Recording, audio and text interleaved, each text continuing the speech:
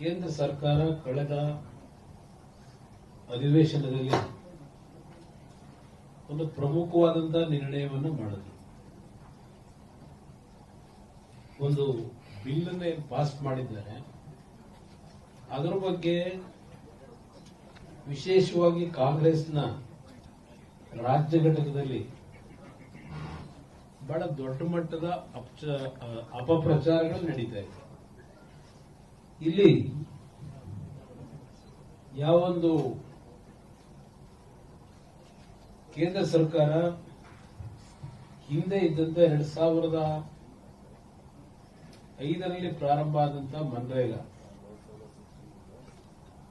ಆ ಒಂದು ಯೋಜನೆಯನ್ನ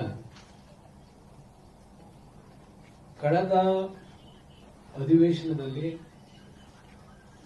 ಕೆಲವು ಬದಲಾವಣೆಗಳನ್ನ ತರತಕ್ಕಂಥದ್ರ ಮುಖಾಂತರ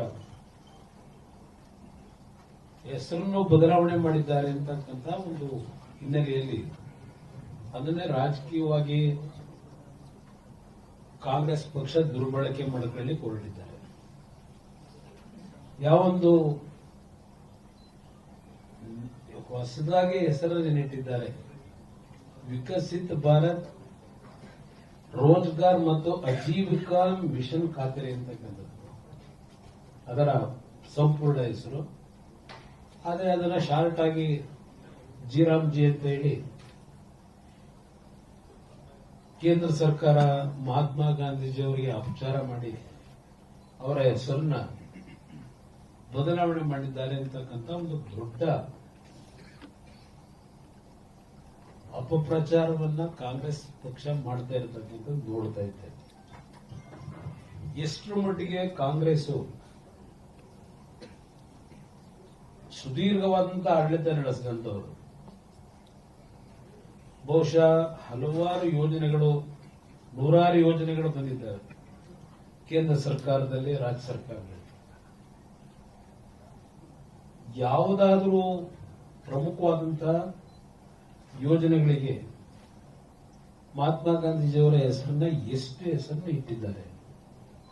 ನಿಜಕ್ಕೂ ಅವರಿಗೆ ಗಾಂಧೀಜಿಯವರ ಬಗ್ಗೆ ಗೌರವ ಇದ್ರೆ ಕೇಳಲಿಕ್ಕೆ ಬಯಸ್ತೀನಿ ನಾನು.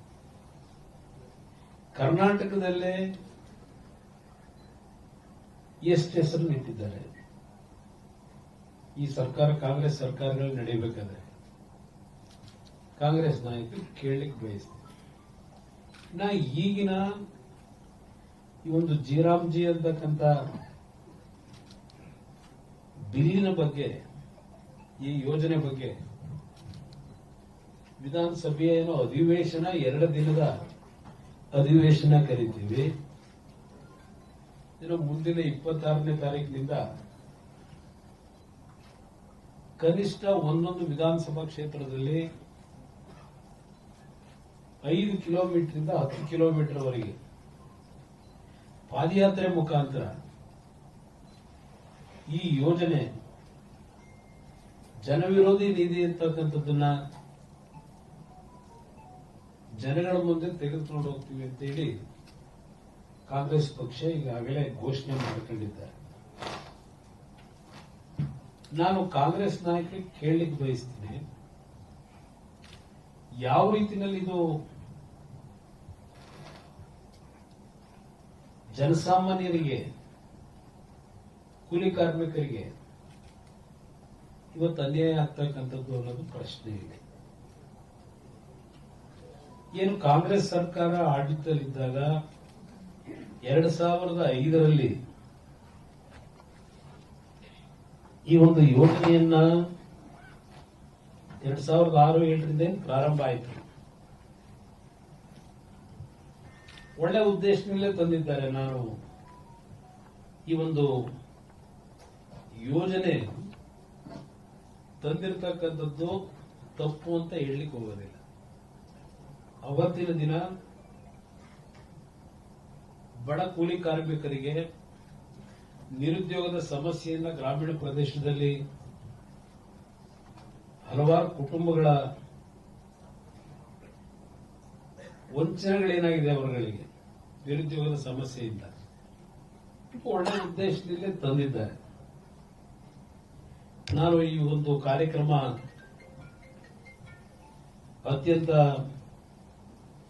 ಕೆಟ್ಟ ಕಾರ್ಯಕ್ರಮ ಅಂತ ನಾನು ಹೇಳಲಿಕ್ಕೆ ಹೋಗೋದಿಲ್ಲ, ಯಾರು ಹೇಳೋದು ಇಲ್ಲ. ಆದರೆ ನಂತರದ ದಿನಗಳಲ್ಲಿ ಈ ಒಂದು ಮಹಾತ್ಮ ಗಾಂಧೀಜಿಯವರ ಹೆಸರನ್ನ ಇಟ್ಟಂತ ಈ ಯೋಜನೆ ಎಷ್ಟರ ಮಟ್ಟಿಗೆ ಮಹಾತ್ಮ ಗಾಂಧೀಜಿಯವರಿಗೆ ಗೌರವ ಸಲ್ಲಿಸ್ತಕ್ಕಂಥ ರೀತಿಯಲ್ಲಿ ಪಾರದರ್ಶಕವಾಗಿ ಭ್ರಷ್ಟರಹಿತವಾಗಿ ಈ ಕಾರ್ಯಕ್ರಮಗಳನ್ನ ಅನುಷ್ಠಾನಕ್ಕೆ ತಂದಿದ್ದಾರೆ. ಇದು ಇಲ್ಲಿ ಪ್ರಮುಖವಾಗಿರತಕ್ಕಂಥ ಅಂಶ. ಕೆಲವರು ಕೇಳಿದ್ದಾರೆ, ಇದೆಲ್ಲ ಈ ಒಂದು ನ್ಯೂನತೆಗಳು ಕೇಂದ್ರ ಸರ್ಕಾರಕ್ಕೆ 10 ವರ್ಷ ಬೇಕಾಯ್ತಾ ಇದೆಲ್ಲವನ್ನ ಕಂಡುಹಿಡಿಯಲಿಕ್ಕೆ ಅಂತಕ್ಕಂಥದ್ದನ್ನ ಕಾಂಗ್ರೆಸ್ನ ಕೆಲವು ನಾಯಕರನ್ನು ಕೇಳ್ತಾರೆ. ಇಲ್ಲಿ 10 ವರ್ಷದ ಪ್ರಶ್ನೆ ಅಲ್ಲ. ಈ ಕಾರ್ಯಕ್ರಮ ಕೇಂದ್ರ ಸರ್ಕಾರದ ನೆರವನ್ನ ಕೊಡ್ತಕ್ಕಂಥದ್ದು ಪ್ರಾರಂಭ ಆಗಿರ್ತಕ್ಕಂಥದ್ದು 100% ಕೇಂದ್ರ ಸರ್ಕಾರದ ಅನುದಾನ. ಈ ಕೇಂದ್ರ ಸರ್ಕಾರದ ಅನುದಾನವನ್ನ ಯಾವ್ಯಾವ ರಾಜ್ಯಗಳಲ್ಲಿ ಯಾವ ರೀತಿಯಲ್ಲಿ ಅತ್ಯಂತ ಪ್ರಾಮಾಣಿಕವಾಗಿ ಉಪಯೋಗ ಮಾಡಿಕೊಂಡಿದ್ದಾರೆ. ಒಂದು ಕ್ಯಾಪಿಟಲ್ ಅಸೆಟ್ ಅನ್ನ ಎಷ್ಟು ನಿರ್ಮಾಣ ಆಗಿದೆ, ಇಲ್ಲ ಈ ಯೋಜನೆಗಳ ಹೆಸರಿನಲ್ಲಿ ಬರೀ ಕಳಬಿಲ್ ಮಾಡ್ಕೊಂಡು ಕೆಲಸನೇ ಮಾಡದೆ ಒಂದೊಂದು ಕೆಲಸದಲ್ಲಿ 4 ಬಾರಿ 3 ಬಾರಿ ಬಿಲ್ಲನ್ನ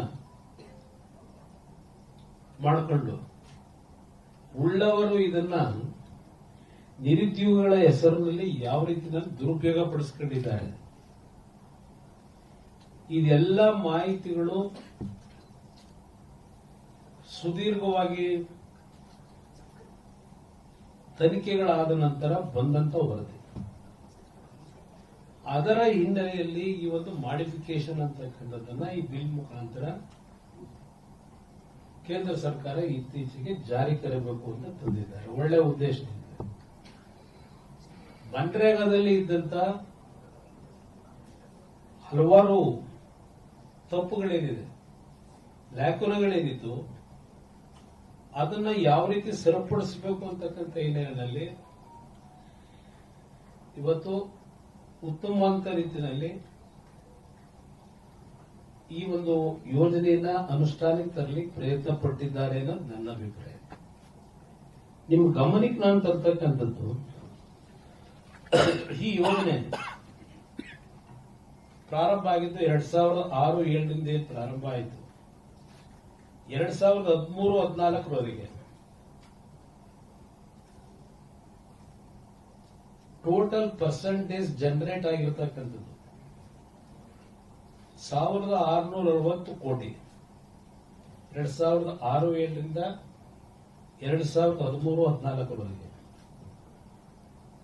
ನಂತರ 2014